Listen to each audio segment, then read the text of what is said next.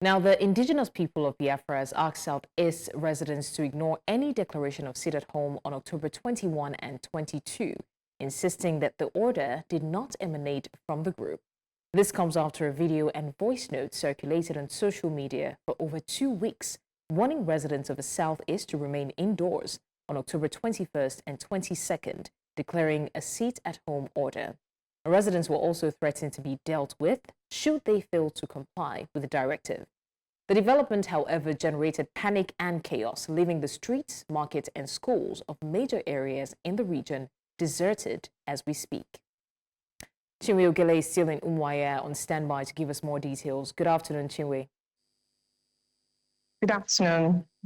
All right, so tell us what the situation is currently in Umuahia.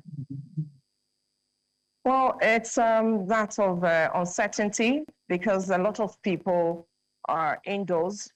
Just a few people that you see. In fact, about an hour ago, it was calmer because there were no vehicles on the road, no single person walking the streets and roads of Umuahia.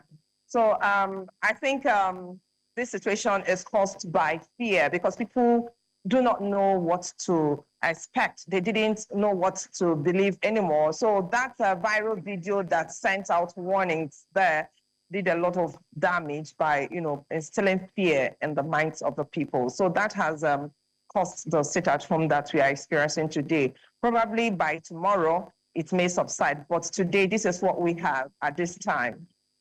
Needless to say that this has tremendously affected the economy in Umuahia. What is the government's response to this at this time? There had not been any government response to any of the sits at home. And today's, I do not also expect for there to be any because the only reaction we've seen so far is that of the security operatives that have been, patrolling the streets and roads of Umuahia. Because there's really not much for them to do because no one is outside. So there's no trouble anywhere.